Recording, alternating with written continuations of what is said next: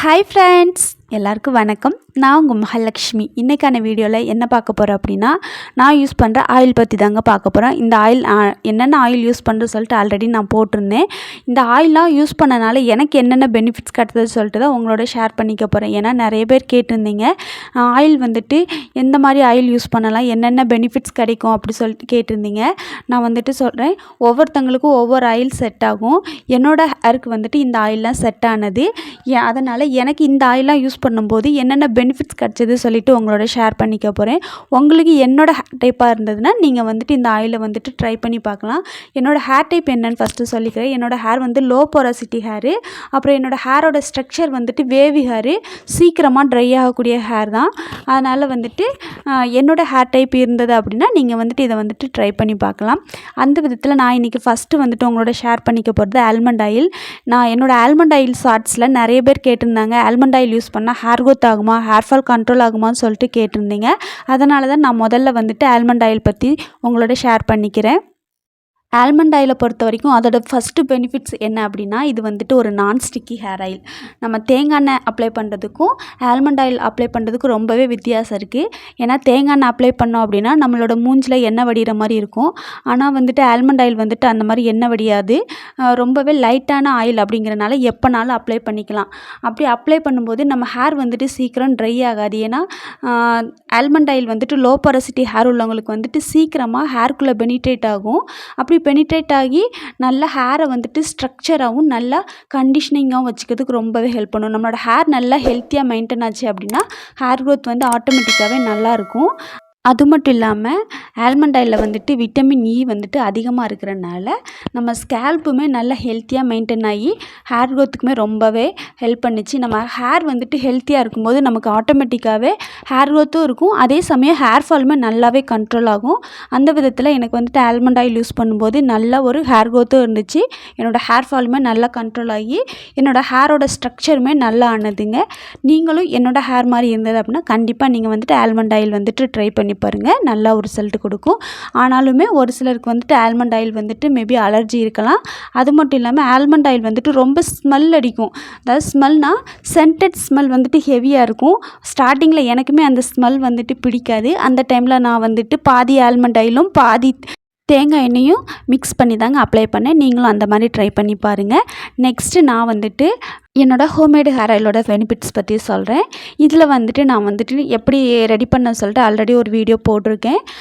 இப்போதைக்கு நான் வந்துட்டு இதோட பெனிஃபிட்ஸ் மட்டும் என்னென்னு சொல்லிட்டு சொல்கிறேன். என்னென்ன மிக்ஸ் பண்ணியிருக்கேன்னு சொல்லிட்டு அந்த வீடியோவில் பார்த்து தெரிஞ்சுக்கோங்க. இந்த எண்ணெயில் நான் 1 லிட்டர் தேங்காய் எண்ணெய்க்கு 1/2 லிட்டர் நல்லெண்ணெயும் 100 ml விளக்கெண்ணெயும் சேர்த்து காய்ச்சி எடுத்துருந்தேன். அது மட்டும் இல்லாமல் இது கூட நிறைய இன்க்ரீடியன்ட் போட்டிருக்கேன். இந்த ஆயில் தேய்ச்சதுக்கப்புறமா எனக்கு வந்துட்டு ஒயிட் ஹேர் வந்துட்டு வர்றது ரொம்ப கம்மியாச்சு. ஆல்ரெடி ஒயிட் ஹேராக இருந்தது எல்லாமே அடுத்து வந்துட்டு வளரும்போதே பிளாக்காக மாறி வந்துட்டு தழுத்து வர ஆரம்பிச்சது.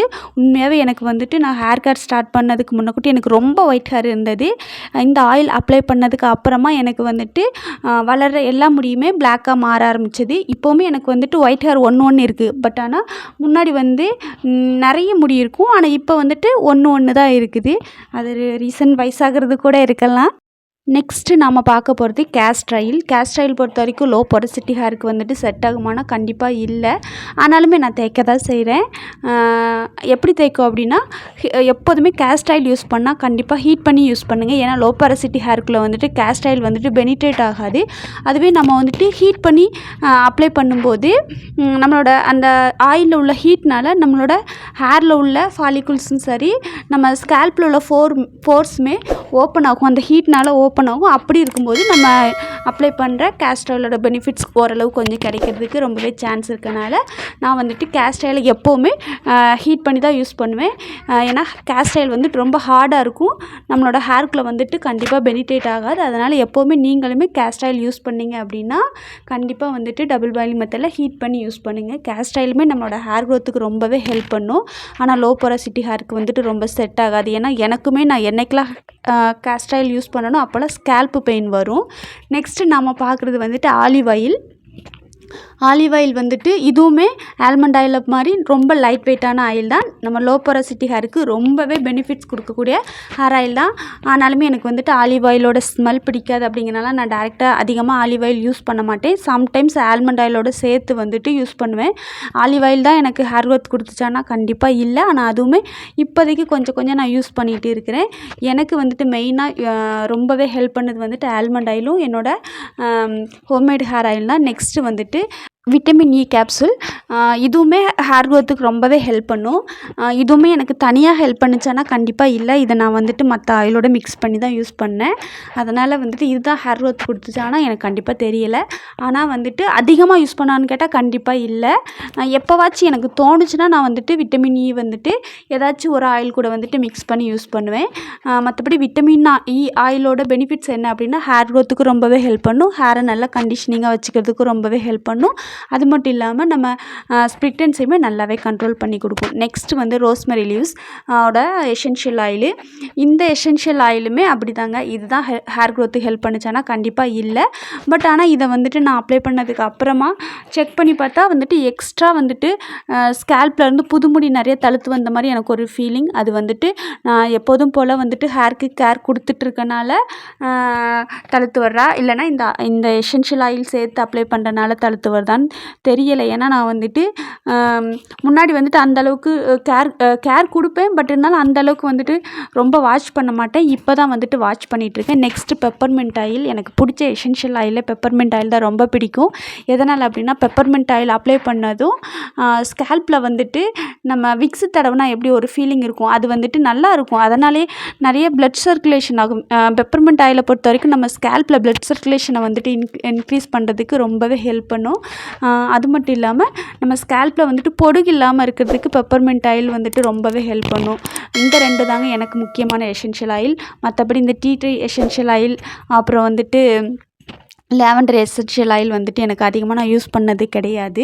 ஆனாலும் ஒரு ஆர்வக்கோளாறில் வாங்கி வச்சுருக்கேன். ஆனால் யூஸ் பண்ணுறதுக்கு பிடிக்கிறது இல்லை. இவ்வளோ தாங்க எனக்கு நான் யூஸ் பண்ணி என்னோடய ஆயிலில் கிடைச்ச பெனிஃபிட்ஸ் இவ்வளோ தாங்க. இந்த வீடியோ உங்களுக்கு பிடிச்சிருந்துச்சுன்னா மறக்காமல் ஒரு லைக் பண்ணிக்கோங்க. இன்னொன்று சொல்லிக்கிறேன், ஆயில்னால் மட்டுமே நமக்கு ஹேர் ஃபால் கண்ட்ரோல் ஆகுமா, ஹேர் க்ரோத் ஆகுமானா கண்டிப்பாக இல்லை. நம்ம எடுத்துக்கிற இன்டேக்கும் ஒரு ரீசனுங்க. அதனால் ஒரு நல்ல இன்டேக் எடுத்துகிட்டு நீங்களுமே நல்ல ஒரு கேர் கொடுங்க. உங்களுக்கும் ஹேர் க்ரோத்தும் நல்லாயிருக்கும். அதே சமயம் ஹேர் ஃபாலும் நல்லாவே கண்ட்ரோல் ஆகிட்டு வருங்க. இந்த வீடியோ பிடிச்சிருந்துச்சுன்னா மறக்காமல் ஒரு லைக் பண்ணிக்கோங்க. லைக் பண்ணுறது மட்டும் இல்லாமல் இது மாதிரி இன்னும் நிறைய தகவல்கள் தெரிஞ்சுக்கணும் அப்படின்னா என்னோடய சேனலை மறக்காமல் சப்ஸ்கிரைப் பண்ணி ஆளுங்கிற பெல் பட்டனை அழுத்திக்கோங்க. அப்போ தான் நான் அடுத்தடுத்த போடுற வீடியோட நோட்டிஃபிகேஷன் உங்களை வந்து சேரும் ஃப்ரெண்ட்ஸ். இப்போதைக்கு பாய் ஃப்ரெண்ட்ஸ்.